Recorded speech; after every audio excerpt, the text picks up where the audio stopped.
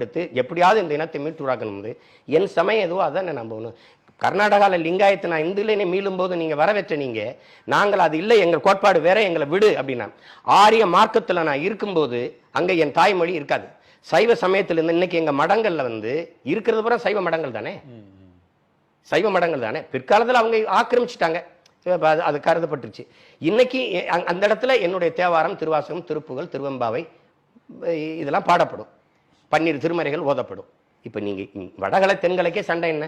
ராமானுஜருக்கு பின்னாடி அவர் பன்னிரு திருமறைகள் ஓதணுங்கிறாங்க, தேவாரம் திருவாசகம் ஓதணும். இன்னைக்கும் காஞ்சிபுரத்தை சண்டை நடக்கும், ஒவ்வொரு ஆண்டும் நடக்குதுல்ல, பார்க்குறீங்க. அடிச்சுக்கிறாங்களா இல்லையா? அப்போ அது என்ன, எப்படி எப்படி பார்க்குறீங்க அதை? அவங்ககிட்ட இப்படி ஒரு கருத்தியில் கேட்பீங்களா, என்னங்க இப்படி அடிச்சுக்கிறீங்க அப்படின்னு? நாங்கள் எங்கள் வழிபாட்டில் எங்கள் இறைக்கு முன்பு இங்கே பாருங்க, 63 நாயன்மார்களும் 12 ஆழ்வாளரும் வந்து திருமாலை பாடி சிவனை பாடிய அந்த அந்த அந்த வழிபாட்டை நாங்கள் கேட்குறோம். எங்கள் தேவாரம் திருவாசகத்தில் இல்லாத ஒரு இது இருக்கா? சொல்லுங்க சொல்லுங்க. அப்போ நமச்சிவாயம் வாழ்க, நாதன் தாழ்வாழ்க, இமைப்பொழுதும் என் நெஞ்சில் நீங்காதான் தாழ்வாழ்க, இதை தாண்டி ஒரு மந்திரம் இருக்கா? நீங்கள் அதெல்லாம் நீங்கள் அது இல்லை, அது மந்திரம் இல்லை, அதில் தமிழில் மந்திரம் இல்லை அப்படின்லாம் எப்படி இருக்குது?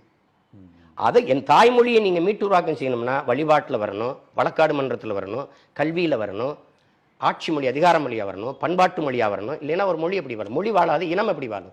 இனம் வாழாது, நிலம் எப்படி இருக்கும்? அப்போ நீங்கள் இதனாலயா இது சரியாயிரும் சீமான், இதனாலயா சரியாயிரும் இப்படி கேட்கக்கூடாது. நீங்கள் மாத்தாவிட்டால் மொழி வாழாது. வழிபாட மாத்தணும். எப்படி மாத்தணும்? எங்க முப்பாட்டன் சிவன் அல்லாஹ் வணங்குற நீ வந்து முப்பாட்டன் சிவனை வணங்கணும், வீரையனை கற்பனசாமி வணங்கணும். அப்படி வணங்கலை என்று சொன்னால் மொழி வாழாது. வழிபாடு மாறாவிட்டால் மொழி வாழாதுன்னு என்ன அர்த்தம்? நாங்கள் எங்களுடைய வழிபாட்டை மாற்றணுங்கிற. வழிபாட்டை மாற்றுறதுங்கிறது என்னடா அர்த்தம்? அதுக்கு அழைக்கிறது தானே. நான் முஸ்லீமை அழைச்சேன், கிறிஸ்தவனை அழைச்சேங்கிறிய, நாங்கள் தானே மாற்ற வேண்டியதாக இருக்க, நீ தான் செஞ்சுட்டு இருக்கிறிய. முஸ்லீமும் கிறிஸ்தவன் அல்லாதவர்கள் வந்து நீ சொன்ன கடவுளை வணங்கிட்டு தான் இருக்கிறாங்க. அவங்க ஒரு கோணத்தில் வணங்குறான், நீ ஒரு புதுக்கரையை சொல்லி வணங்க சொல்ற. அதே ஆளுக்கு தான், அதே சிவன் தான், அதே முருகன் தான், அதே ஐயனார் தான், அதே கற்பனசாமி தான், அவன் வணங்கிட்டு தான் இருக்கிறான். அவன் மாறப்போறது கிடையாது. ஆனால் தமிழில் வழிபாடுன்னு சொல்லிக்கிறவன், அதை நீ எல்லாம் சமஸ்கிருதம் எல்லாம் பண்ணுவோம், தனி விஷயம், அதுவும் வருது. அப்புறம் அப்போ வழிபாடு மாறணுங்கிற யாருக்கு மாறும்? நாங்கள் தான் வழிபடாத ஆட்கள். நாங்கள் வந்து இறை அல்லாஹ் மட்டும் தான் வணங்குவோம், யாரையும் வழிபட மாட்டோம். அப்படி வழிபட்டீன்னு சொன்னால் மொழி வாழாது. அப்போ நீ என்ன செய்யணும்? இந்த கட்சியில் சேர்றதா இருந்தால் உன்னுடைய தொழுகை, நோன்பு, ஹஜ்ஜி எல்லாத்தையும் விட்டு தான் வரணும். வழிபாடை விடணும்னு மட்டும் சொல்லலை, மாறணுமா. விட்டுட்டு என்ன செய்யணும்?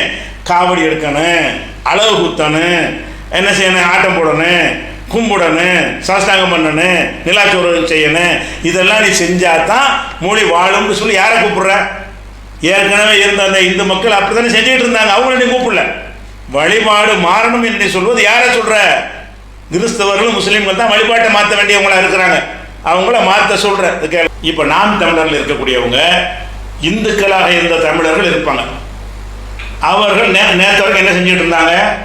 சிவனை வணங்கினாங்கல்ல, முருகனை வணங்கினாங்கல்ல, கிருஷ்ணனை வணங்கினாங்கல்ல, அந்த குலதெய்வங்களை வணங்கினாங்கல்ல, முப்பாட்டன்மார்களை வணங்கினாங்கல்ல. அவங்க வந்து இவர்கிட்ட சேர்வதனால எதையும் மாற்ற தேவையில்லை. இவரை தலைவராக ஏற்றுக்கொண்டு அதை தான் செய்ய போறாங்க. இந்துவா இருந்தாலும் முருகனத்தை வணங்க போறாங்க, இவர்கிட்ட சேர்ந்தாலும் முருகனத்தை வணங்க போறாங்க. இந்துவா இருந்தாலும் கிருஷ்ணனை வணங்க. அதுக்கு ஒன்று தேவையான இந்துக்கள் முதல் யோசிக்கணும். வணங்குதா? இந்துக்கள் நீங்க என்னத்தை வணங்கிட்டு இருந்தீங்களோ அதைத்தான் வணங்க கூப்பிடுறோம். நான் சொன்னங்கிறது வணங்குங்கிறேன், அவ்வளோதான் விஷயம், வேற ஒன்றும் கிடையாது. அது ஒரு விஷயம்.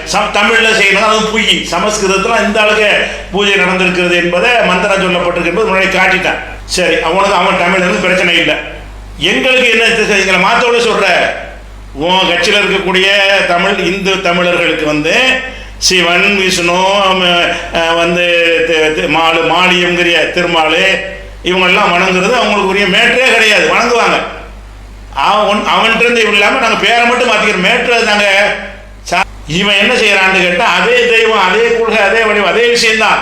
இந்துன்னு சொல்லாத சைவம்னு சொல்லிக்காங்கிறான். அதில் என்னடா இது ஒன்று? சைவம்னு சொல்லி நீ என்ன செய்ய போற? அதுதான் செய்ய போற. இந்துன்னு சொல்லி அவன் என்ன செய்ய போறான்? அதான் செய்ய போறான். அப்போ காரியம் அதுவாகத்தான் இருக்கிறது. அதே காரியத்தை செய்வதற்கு ஏமாத்துறாண்டு இந்து தமிழர்களாக இருக்கிறீங்க. உங்களுக்கு புரியலையா? ஏமாத்துறாண்டு. உங்களுக்கு இந்துவா இருக்க பிடிக்கலன்னா எங்க வேற மாதிரி போங்க. இவன் சொல்றதுக்கு பொறுத்து நீ இந்துவா இருந்துடலாமே. பேர்லான சேஞ்ச் ஆகுது. அது சொல்லி அப்படியே ஜெயிச்சு விட்றான் இருந்தாலும் எல்லாத்தையும்.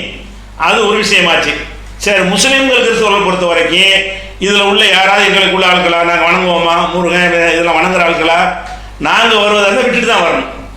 இவன் வணங்க சொல்கிற அந்த வழிபாட்டுக்கு நாங்கள் வருவதாக இருந்தால் விட்டுட்டு தான் வரணும். இப்படி அப்பட்டமாக இப்படி சொன்ன ஒரு கட்சி உலகத்திலே கிடையாது. அப்போ மிக ஆபத்தான அடிக்கடி எச்சரிக்கிற காரணம் விளங்குது அவங்களுக்கு. ஒரு முஸ்லீம் ஒரு கிறிஸ்தவன் இருக்கவும் முடியாது.